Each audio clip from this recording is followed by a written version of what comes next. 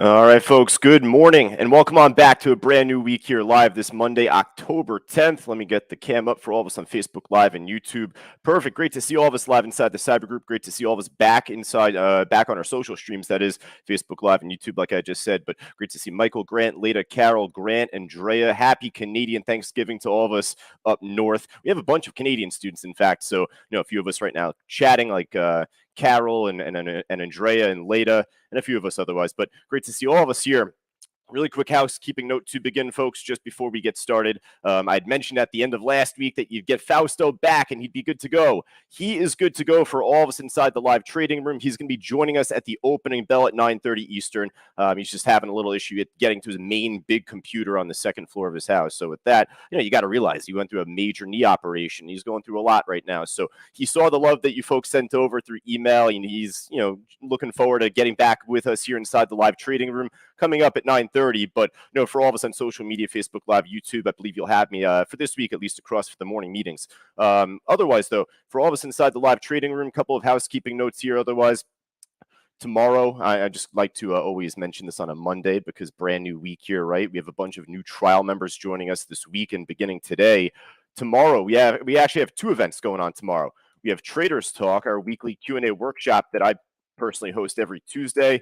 So that's more of an in-depth Q&A workshop related type of event that we do inside our live trading room. So that we'll be doing right at 11 o'clock Eastern tomorrow, that is. Any questions that you have, send over. There's my email address. I always like to post it there for all of us in the chat board as well, josh@c2trading.com. But tomorrow, also at 4 p.m. Eastern time, right at the end of the day tomorrow, we're going to be doing our closing bell webinar. I believe we have Jeffrey Turnmeyer joining us, one of our great friends here at Cyber Trading University. So he's going to be doing a presentation tomorrow for us. Just make sure that you see that link inside the live trading room, and you'll be able to click on it and access it for tomorrow afternoon. But with that, though, let's hop to it. There were a bunch of different trades from last week that ended up running. I know the end of last week was pretty brutal coming off the jobs report and the unemployment numbers. And, it was interesting because both seemed relatively good, right? But I think it was just the fact that we're preparing for more rate hikes going forward. We have a big earnings week this week, too, but we ended up seeing the SPY take a huge hit back on Friday. I just want to show that here pretty briefly. Nice little bounce right now, at least so far in pre-market. You could say that. But from Friday, right at 8:30, when the jobs report came out and unemployment numbers, that is, came out, ended up seeing a huge drop right away. And it only continued to fall off throughout the entire day. So didn't really provide as much of a trading opportunity for us to look to buy. But aside from Friday, we did really well from last week, right? Not just with the market, but with a bunch of different trades that ended up running and moving, providing good day trading opportunity. So let me jump to a couple of those here. Sober was actually one of them from the week before. But SNTI, you could just see from the daily chart here from last week back on Wednesday, ended up making this big pop from 220-ish, 225, all the way up towards 5 and up. Ended up continuing Thursday, Friday as well, popped higher. Even this morning, it's up over 8%. We had it on our pre-market watch list, but unfortunately, you could see that, going into 8 o'clock and after, we're really dropping off at that point. So, I was pretty reluctant to trade this initially. I know a couple of us were able to get in on a dead cat bounce of sorts from 450. Ended up making at least a 50-cent move up to begin the pre-market here, at least from 8 o'clock, right? From 450 or even below there a bit. Ended up pushing up to 5. You would expect resistance off 5, the first real test of it here as resistance. But for right now, SNTI, at least, it treated us really well last week.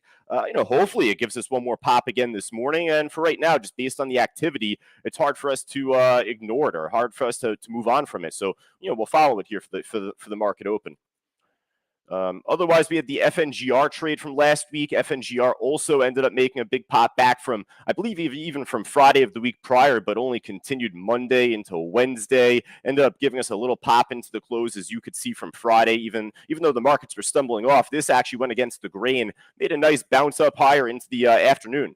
So, I was checking it out early this morning as well alongside the SNTI, but this one's not nearly trading the type of volume that you would really want to, follow, at least at this point. It's a good side list stock if you did well on it from the end of last week or from last week in total.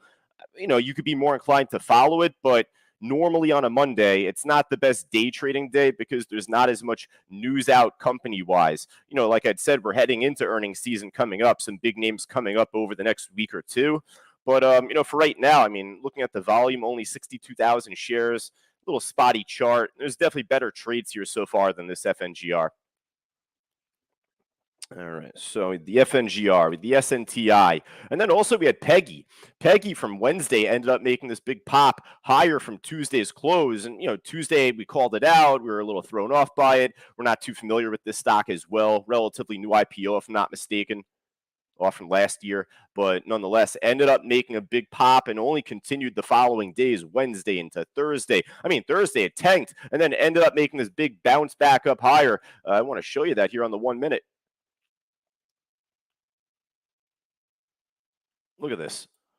Ended up running up at first, completely dumped off. And by 1 o'clock, 1:30, when it completely dumps back down after making the run that it made the day before and the day before that, you just got to figure it's going to just either consolidate, exhaust out, or just dump off more.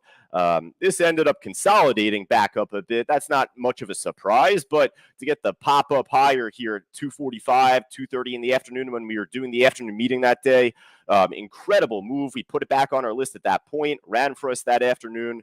And then ever since, this thing has been a great day trade. It's down 10% this morning from Friday's close. That's not much of a surprise. It's more surprising for me to at least see SNTI up, actually. But Peggy, it's down. All right. But it is trading better volume than the other one, than the FNGR at least, 202,000 shares. Again, I'll put it on our side list for right now. I'm more interested in that SNTI, at least for the morning. But, we'll check back in on Peggy perhaps at the end. So those were our three big movers from last week. We had the Sober trade from the week before, so I didn't technically count that. But Sober this morning ended up making a huge pop going into the 8 o'clock move. Thankfully, this did because, again, for a Monday, we didn't really have as much opportunity early this morning. We had 3 stocks on the pre-market watch list. One of them completely tanked.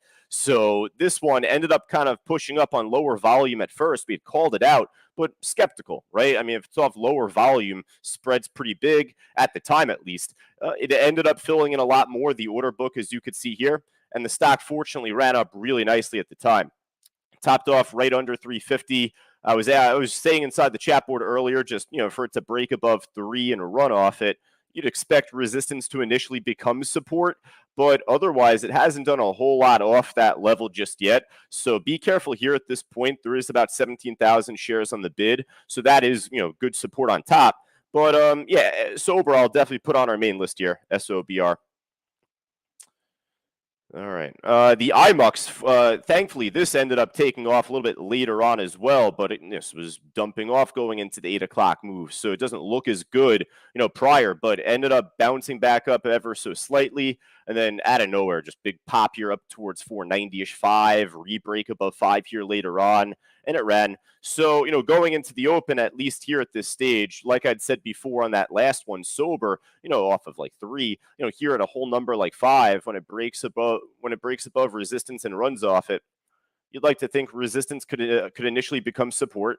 So I'm trying to place this damn line here, $5. It's not giving me 5. All right, we'll keep it there. But $5 nonetheless, you could see here, though. This is going to be a potentially big support to watch going into the open. Right now, it's holding over the VWAP quite nicely. So if it wants to get to 5, that means it has to crash under the VWAP. So should it break under the VWAP, hit 5, bounce, then VWAP acts as resistance, 550 on top.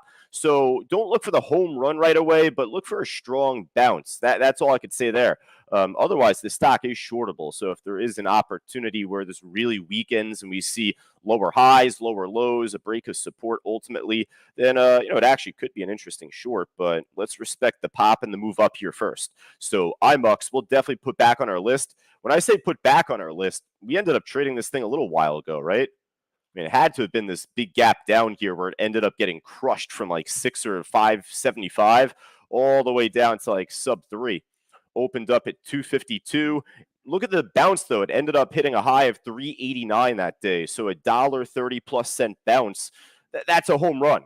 that's an absolute home run to watch for on, when a stock is down that much. I don't think there's that much that's down like that here this morning on the loser side, but that's a good opportunity as well. So we're familiar with this trade to a good degree. We're also familiar, CSCW. I think this thing ended up making a big drop off, but also it ended up making a small run up from mid last week. And this is when we were calling it out here at this point. I don't really remember this type of drop off here at the time, to be honest with you. So, I do remember from Tuesday, Wednesday last week, this was popping up on my Benzinga Pro signals feed. It was on my percent gainers list, more of a level 1 stock at the time. And, nice little pop here. Cool. Let me just double check news for right now. All right, so news came out this morning, actually at 8:30, so a little earlier, delayed reaction, but CSCW to participate in Gulf Information Technology Exhibition.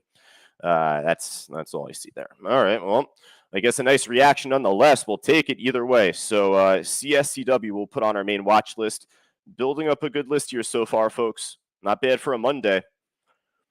The NURO trade, this was like the best looker going into the 8 o'clock move too. It was popping up really well, so you hope to see a higher low, probably a shakedown at first, but to see support build and for that to really begin to squeeze up higher and run. So we unfortunately got the pullback, but we got the break of support after. It ended up failing to bounce, and then it only continued to trend back down here off the highs. So, going into the open, it's active enough. We'll put this on our list here still, but the others actually look a lot better so far, like that SNTI, the Sober, the IMUX, the CSCW, etc. Those all look better as of right now than NURO. All right, let's see here, man. We got a decent amount here so far. FWBI actually not trading enough volume. I thought my dyslexia is getting in my way here.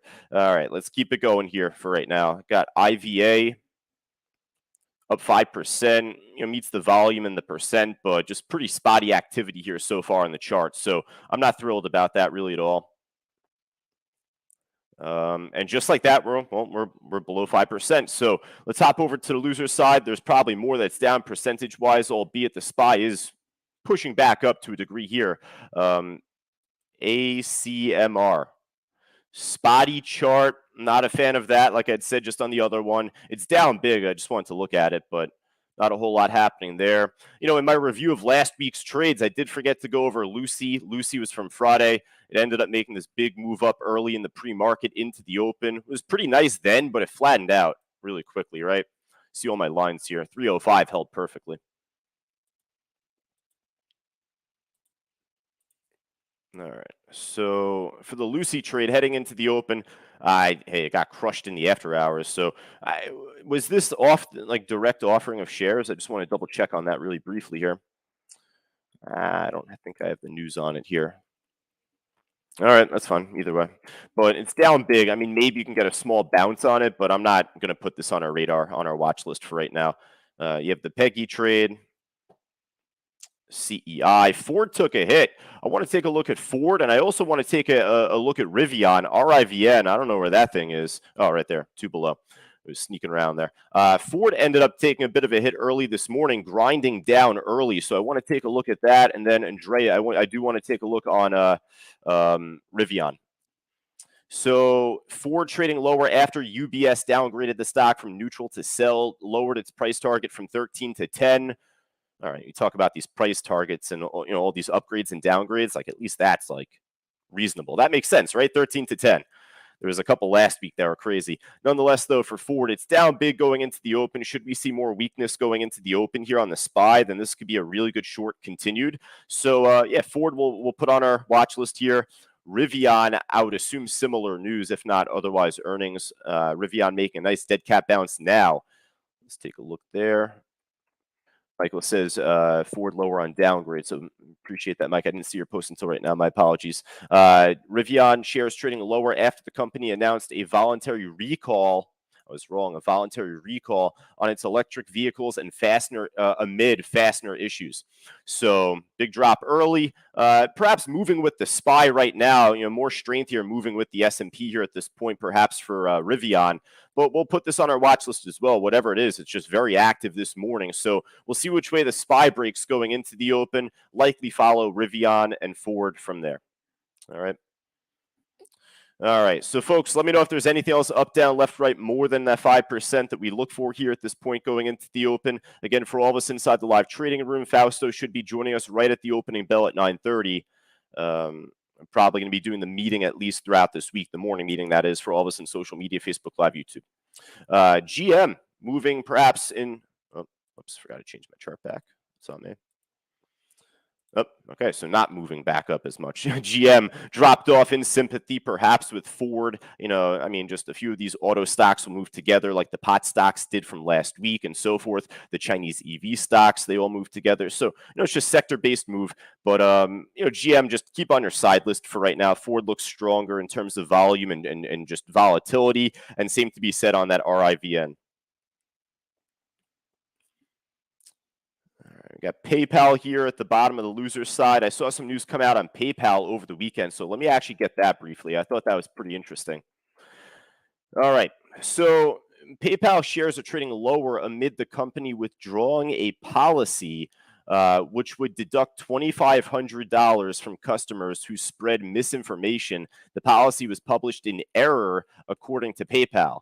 So it looks like, I guess, there is some report that came out in regards to that they're going to be charging folks $2,500 for misinformation, but then they fell back on that Sunday morning and said it was an error and so forth. So had an initial drop-off. It's down over 3%.